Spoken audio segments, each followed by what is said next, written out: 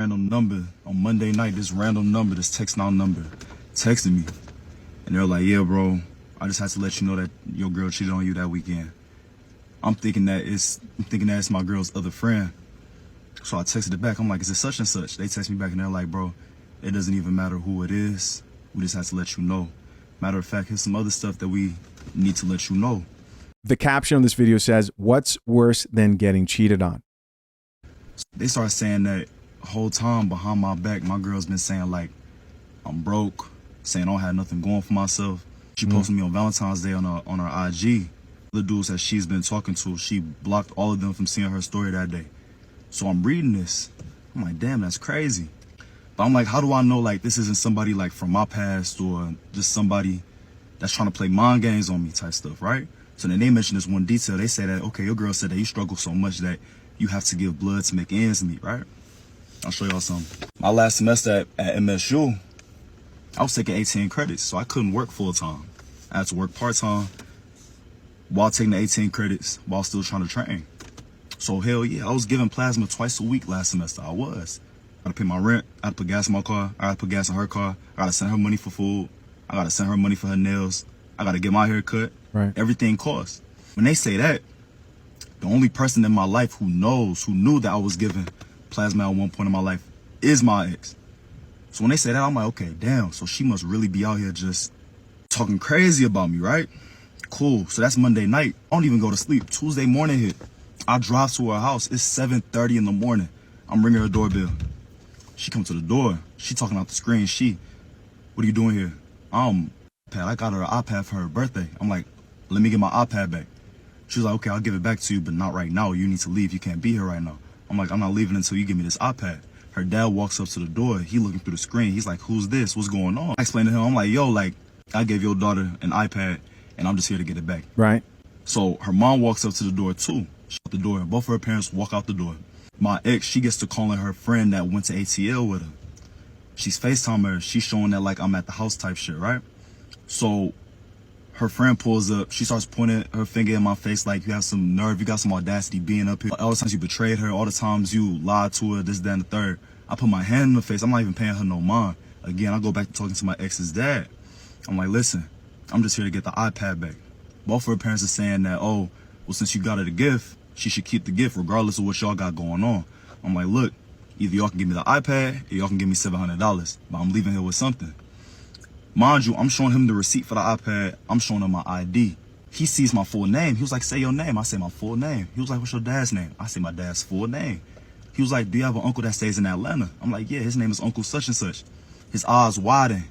He's like, I knew your daddy and uncle from back in the day. He starts asking me, do you know this person? Do you know that person? Do you know this person?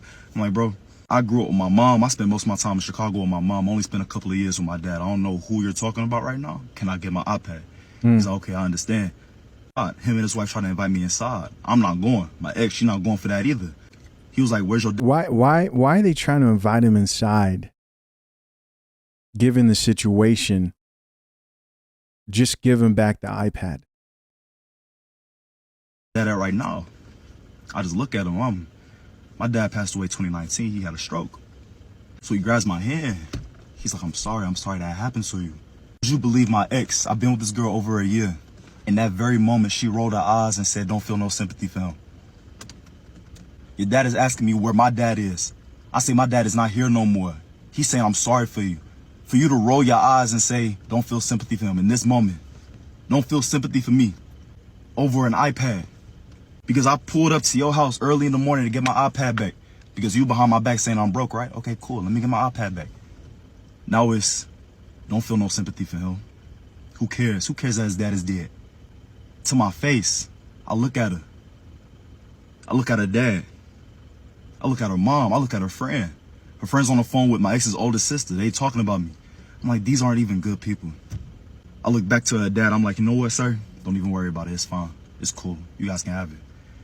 He's like, no, but the wedding, after we come back from the wedding, why don't you come back? We'll invite you back and we'll talk about it. I'm like, there's nothing to talk about, sir. Matter of fact, I'm sorry about everything. You guys had an iPad. Have a good one. And They hurt this man. I walk off. If I wasn't in my right mind, as soon as she said, do you understand what I could have done in that moment?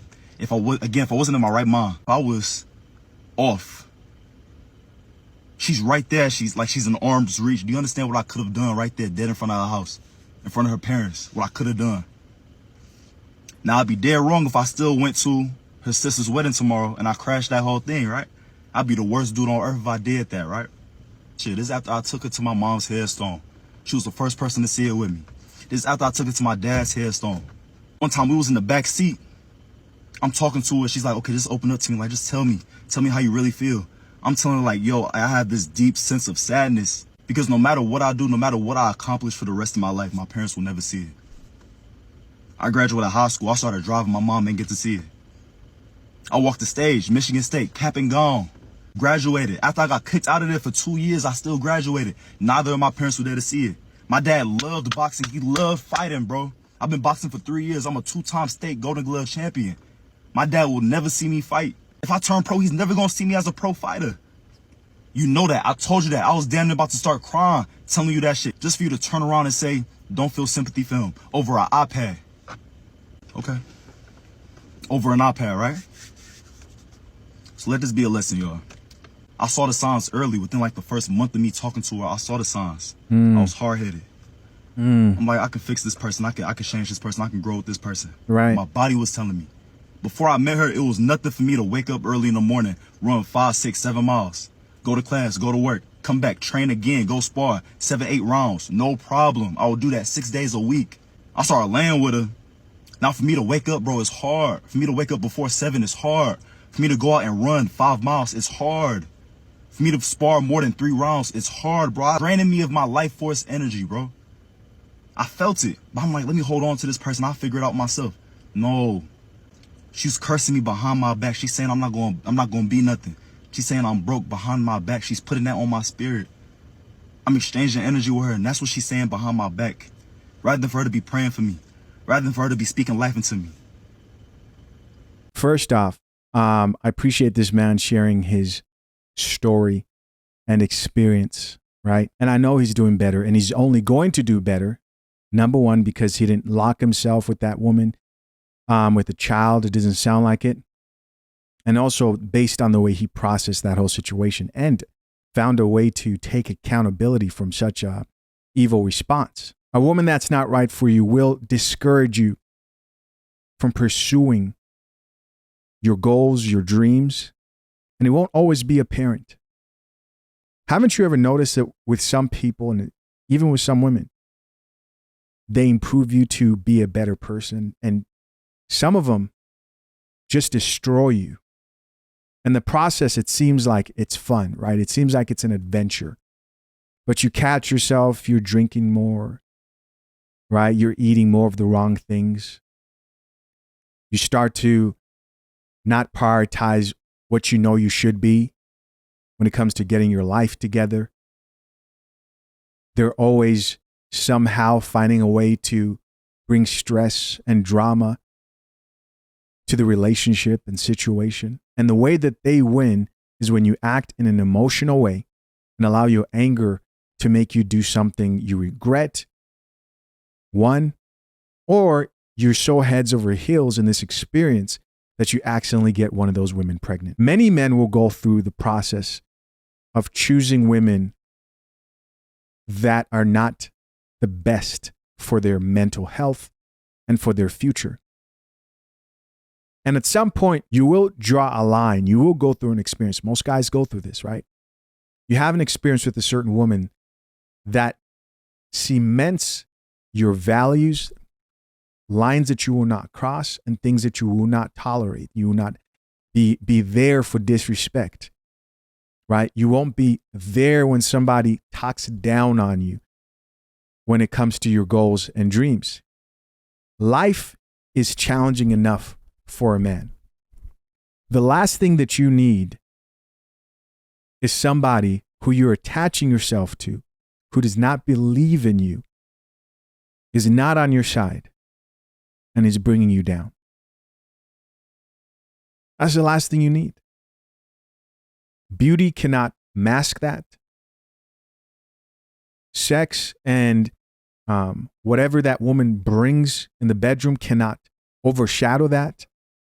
And in the end, it will be your downfall and will destroy you.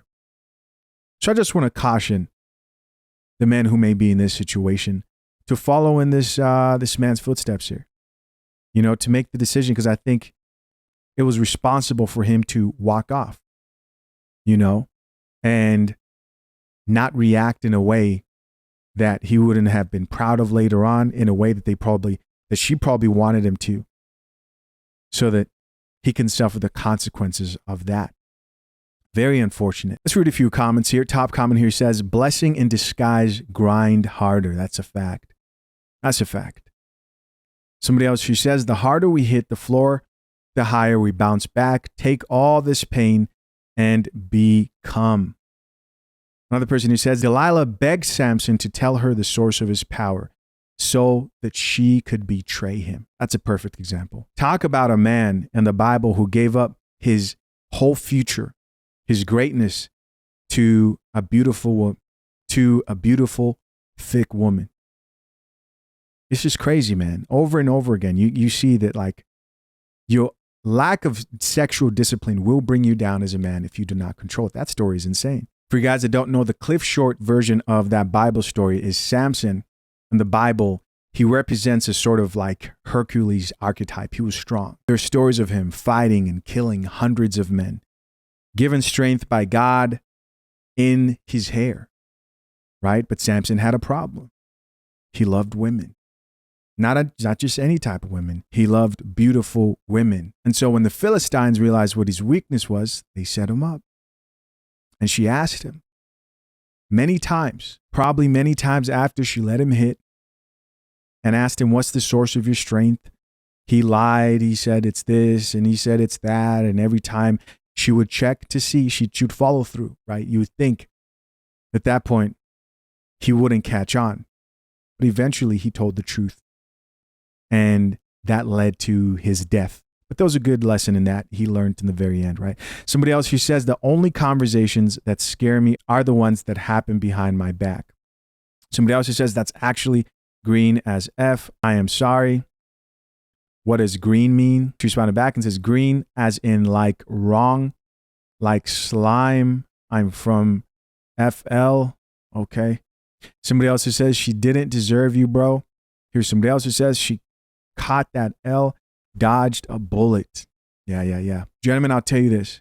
Most of these chicks that you guys look at right now, in about 10 or 15 years, they'll all blow up. You won't care. You'll be like, oh my goodness, look at you now. Very sad.